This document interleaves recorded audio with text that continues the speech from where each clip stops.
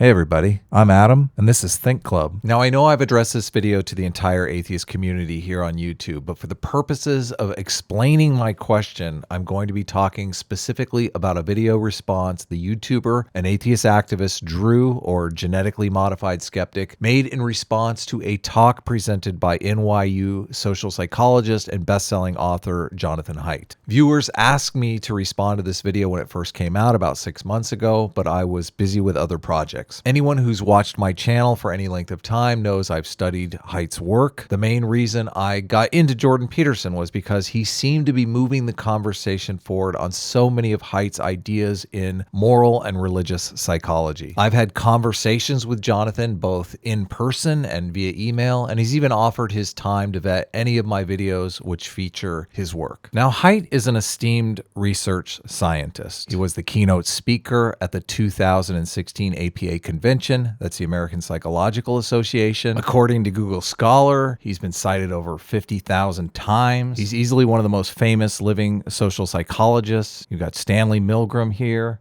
You've got Muzaffar Sharif. Both of these gentlemen are obviously no longer with us. Jonathan Haidt here. Robert Cialdini, who I've mentioned many times. By all rational accounts, Haidt is a solid research professional. Now, Drew responds to Haidt in his video, and I'll get to the details of that in a moment. But first, I want to contrast the work of someone Drew presumably agrees with and promoted in his recent video, Steven Hassan. Now, according to Steven's website, Steven Hassan is a mental health counselor who has written on the subject of mind control and how to help people who have been harmed by the experience. He has been helping people exit destructive cults since 1967. Now, there are some rather scathing reviews of Mr. Hassan's work online, and that doesn't necessarily mean that it's not any good. Everyone has critics. Drew is a critic of Jonathan Haidt in this video. But when you dig down into Mr. Hassan's biography, you find the bite model Mr. Hassan is known for, and Drew features prominently in his latest video, has not been scientifically or empirically verified in any manner. This model is based on Steven Hassan's personal experience as a mental health counselor, but has not yet been verified in any sort of peer-reviewed study. 6 months ago, while working on his PhD, Mr. Hassan conducted an online survey in an attempt to add some empirical evidence to either validate or disprove the behavioral model he's been using for the past 30 years. Now, I'm not saying this model is not true. It may very well be true. It just hasn't been through any kind of evidence-based study or peer-reviewed process. So with that comparison out of the way, let's move on to Drew's criticism of Jonathan Haidt's video.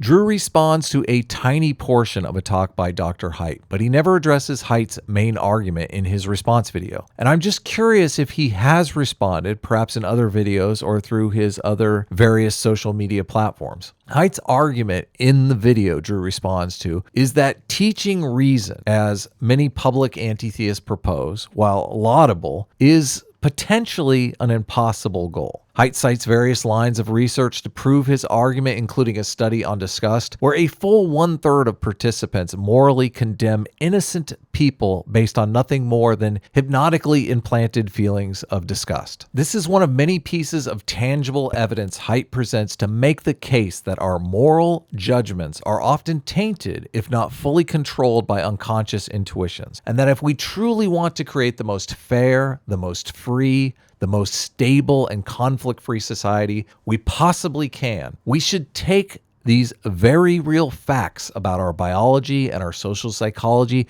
into consideration as we both construct new institutions and reform those institutions which already exist. Now, during Drew's video, Drew gets caught up in a side argument that Haidt makes, the argument that if reason is your highest value, the inference is that outsiders are irrational or stupid. Now, Drew counters this argument with his opinion that calling people stupid is far less offensive than what religious people do to claim that outsiders are going to burn in hell. Now, of course, this is Drew's opinion, and he's more than entitled to it. But he never addresses Haidt's main argument from the video. So I want to know, does Drew or any of the many other participants in this evolving conversation about rationality and religion believe atheists and anti-theists are less dogmatic than religious people? And if so, what evidence can they cite for this claim? Does the atheist community accept Haidt's evidence for moral foundations theory or the social intuitionist model? Haidt is making a claim that as individuals, we are prone to cognitive dissonance and confirmation bias. This is a part of our biology and our psychology. It doesn't change because a person joins the atheist community. Now, if atheists like Drew are arguing that religion is the source of this dogmatism, then they should present evidence to support this claim, or at least make their position on Haidt's evidence to the contrary clear. So if you are a content creator or an activist on either side of this debate, you can let me know your position on this question in the comments below. I've had discussions where anti-theists appear to be arguing that religion is the source of irrationality and dogmatism. I'm not saying that Drew is one of these anti-theists, but Haidt's model and research provides evidence to refute this claim.